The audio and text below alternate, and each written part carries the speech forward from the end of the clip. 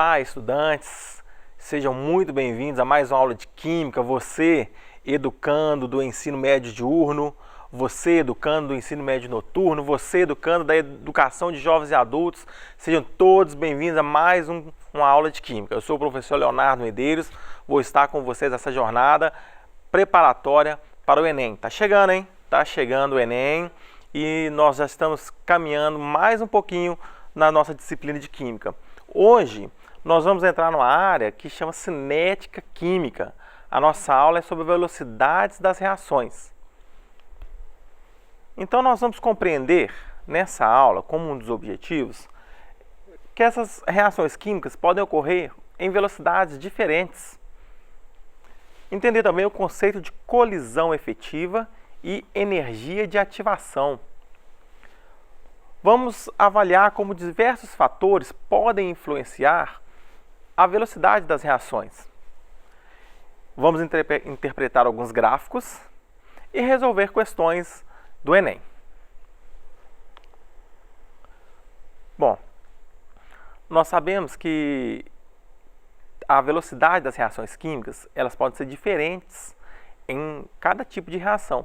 Nós temos reações que elas ocorrem muito rapidamente, quase instantaneamente. Por exemplo, uma explosão.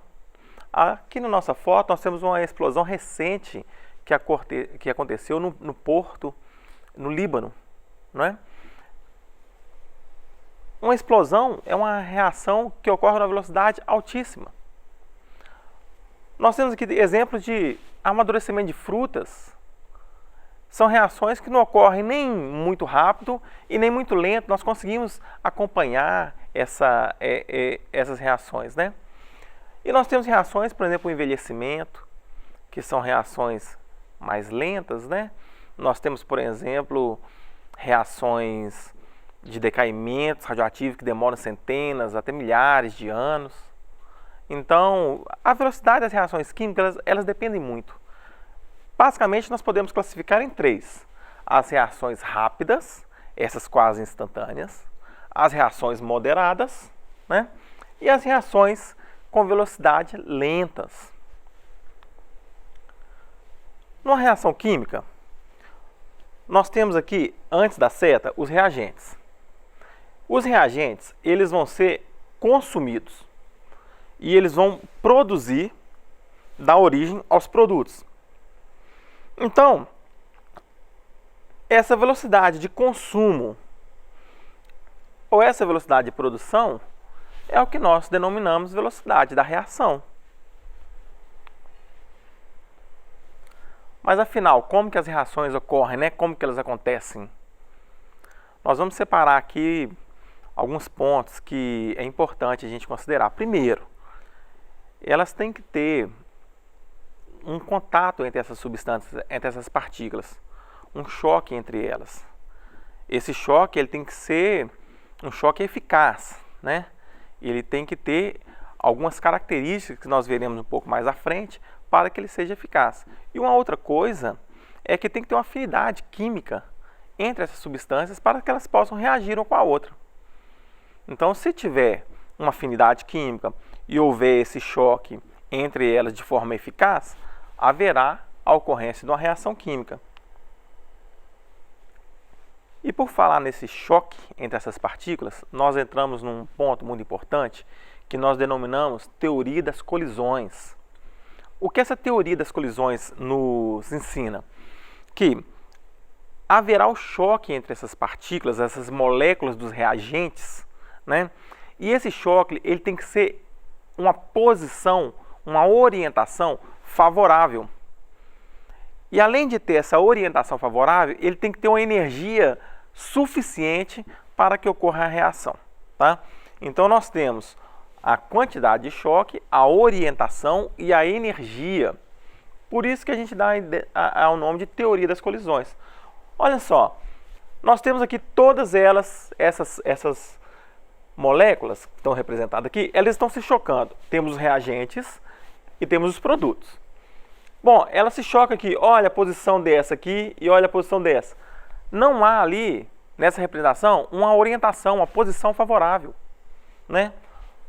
Olha nesses dois casos aqui. não houve uma orientação favorável. Então, o produto aqui, ó, continua sendo o mesmo, ou seja, não teve reação. Agora, nesse caso, a orientação foi favorável para que ocorresse o choque entre elas e teve energia suficiente. Então, com essa energia suficiente e a orientação favorável, ocorreu a reação química. Então, elas se chocaram, romperam aquelas ligações dos reagentes e fizeram novas ligações no produto. E tivemos a reação química.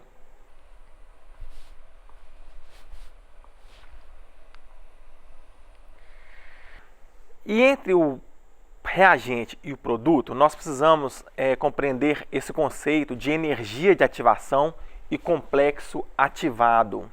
Tá? Então, nós vamos ver que o que é essa energia de ativação, que entre o reagente e o produto, há que se romper uma barreira energética ali. E essa energia mínima necessária, a gente vai chamar de energia de ativação, que é a energia mínima para se formar o complexo ativado. A energia mínima para se formar o complexo ativado. E o que seria esse complexo ativado? Seria um estado transitório entre o reagente e entre o produto. Então, olha aqui nessa representação. Os nossos reagentes são o hidrogênio e o cloro, aqui, o gás hidrogênio e o gás cloro. Eles estão representados aqui, né? As bolinhas brancas e as bolinhas verdes. Os nossos produtos é o ácido clorídrico, HCl. Olha aqui a bolinha branca com a verde, né? Uma de hidrogênio e uma de Cl. Contudo, essa passagem dos reagentes ao produto, ele tem um intermediário, que ele não é nem o reagente e ele ainda não é nem o produto. Ele é uma transição entre os dois. A gente chama ele de complexo ativado. É aquele momento onde aquela energia mínima para se transformar o reagente em produto foi alcançada. E ali houve a colisão efetiva, né? Aquela com orientação favorável e com energia suficiente. E aí forma-se o complexo ativado e depois ele se transforma no produto. Bom, então nós já vimos aí que as velocidades podem ser diferentes para as reações. Já vimos que os reagentes vão se transformar em produtos. E já vimos também que existe a necessidade de romper uma barreira energética aí, né? Mas será que eu posso controlar a velocidade dessas reações? Se eu for aplicar isso na indústria, tem como eu controlar esse sistema? Tem, né? Alguns fatores, eles alteram, eles influenciam essa velocidade. Podemos dizer, por exemplo, o estado físico dos reagentes. Então, o estado gasoso é um estado mais energético, né? O estado líquido e depois o estado sólido. Então, quando nós vamos reagir a uma substância, ela no estado gasoso ela reage mais facilmente no estado líquido do que no estado sólido. A concentração dos reagentes. A concentração dos reagentes é o seguinte: quanto maior a concentração dos reagentes, maior será o número de partículas ali no meio. E se eu tenho um maior número de partículas no meio, eu tenho uma possibilidade maior de ter choque entre elas. Eu aumento a minha possibilidade de choque efetivo, de ter colisão efetiva. Então, o aumento da concentração dos reagentes, ele favorece a velocidade da reação.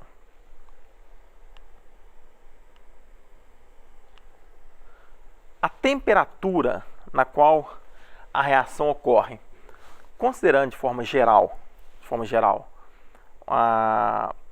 o aumento da temperatura ele vai aumentar a velocidade da reação.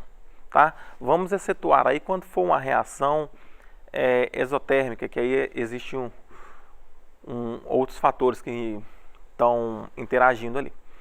Mas quando eu aumento a temperatura de um sistema, eu estou fornecendo calor a esse sistema, eu estou fornecendo energia a esse sistema, eu aumento a agitação das moléculas ali dentro. Então, se eu aumento a agitação daquelas moléculas, elas vão se agitar mais, vão se chocar umas com as outras em maior quantidade, maior vezes, e com energia maior. Então, eu aumento a possibilidade de ter essa reação química. A superfície de contato. O que é a superfície de contato? Olha, eu tenho esse controle na minha mão aqui. Qual que é o contato dele aqui no monitor? É essa parte. Essa parte. Imagina um pedaço de giz, né? Qual que é o contato dele no quadro? É essa ponta. Agora, se eu fizer um pó, imagine o giz e fizesse ele virar pó, eu conseguiria espalhar ele quase todo nesse ambiente. Então, o contato dele com o ambiente seria muito maior. Então, quanto maior a superfície de contato, maior é a probabilidade da reação química ocorrer. A pressão. Quando as reações se dão aí com substâncias gasosas, quando você aumenta a pressão, você diminui o volume. Tá? Quando diminui o volume, o espaço ali para que ocorra o choque entre essas moléculas, ele será menor e a possibilidade de ter choque aumentará. Então, para essas substâncias, o aumento da pressão favorece a reação química. E a presença de um catalisador, que nós vamos ver aqui agora na sequência, o que é um catalisador, né? Como que ele atua.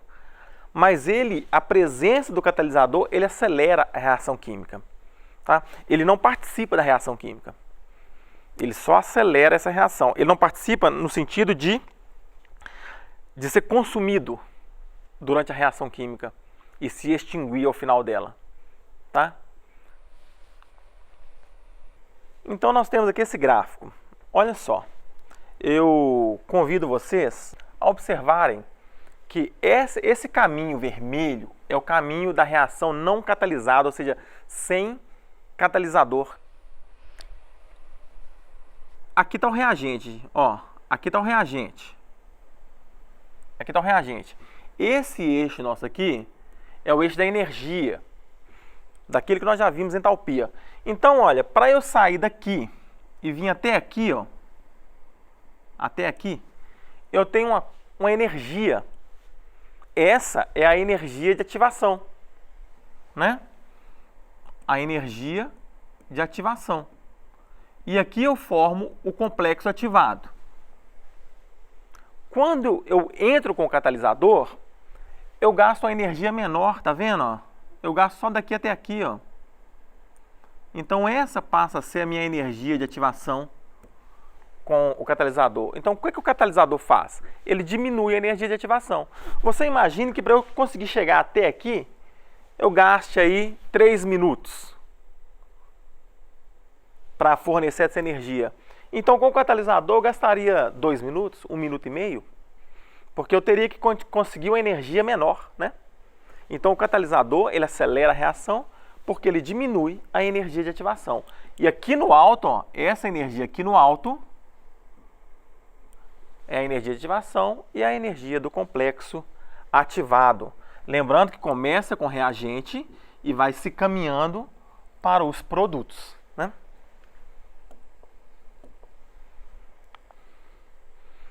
Bom, vamos fazer algumas atividades? Enem 2010.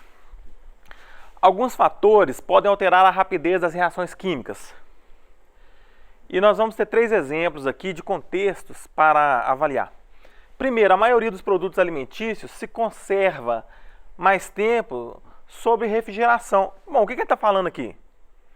Ele está falando que você está resfriando, né? Se você está resfriando, isso aqui nós estamos tratando de temperatura. Então esse 1 aqui, ó, esse 1, ele é temperatura. 2. Um processo muito comum, utilizado lá em práticas culinárias, é de cortar os alimentos para acelerar o cozimento. Então você imagina ter um pedaço grande de um alimento e vai partir ele em pedaço menor. O que nós estamos fazendo? Nós estamos aumentando a superfície de contato daquele alimento com a água, que vai ser ali a água aquecida na panela e ela vai cozinhar. Então esse 2 aqui, ó, esse 2 é superfície de contato.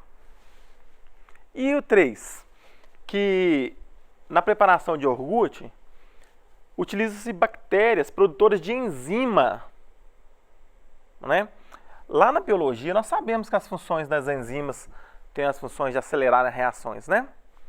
Então, esse 3 aqui, nós sabemos que ele tem a ver com catalisador. Com catalisador.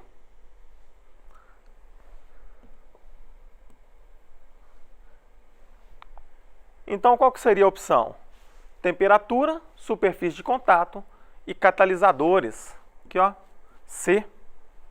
C, opção C, né?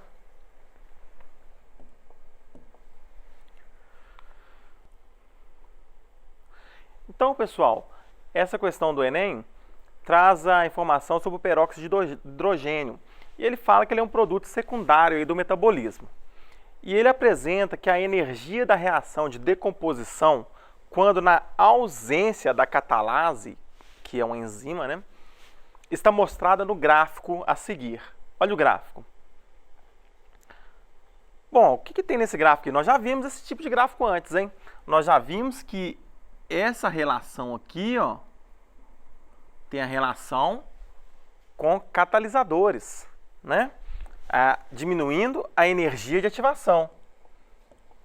Então, nesse caso, qual organismo, na situação desse, o organismo utiliza a catalase porque ela é o quê?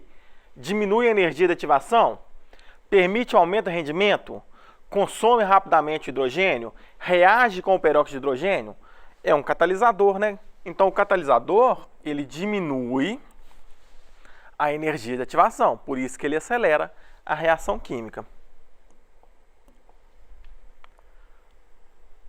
Mais uma questão do Enem. Nanotecnologia pode ser caracterizada quando os compostos estão em ordem de milionésimo de milímetros. Gente, olha só, milionésimo de milímetros. É pequeno demais, galera. Pequeno demais. As partículas são muito pequenas, né? Então, a utilização desses nanomateriais catalíticos nos processos industriais, né, ele aumenta a eficiência da produção. O sucesso dessa aplicação está relacionado ao quê? Né? Ao aumento da pressão? Não, ele não formou isso para a gente, né? Aumento da temperatura? Lá no enunciado falava sobre o tamanho das partículas. O excesso de reagente? Não, não é? A elevada energia de ativação, ele não deu essa informação para a gente. Ele falou principalmente sobre essa superfície de contato, não é? Que as partículas, por serem muito pequenininhas, elas têm uma grande superfície de contato.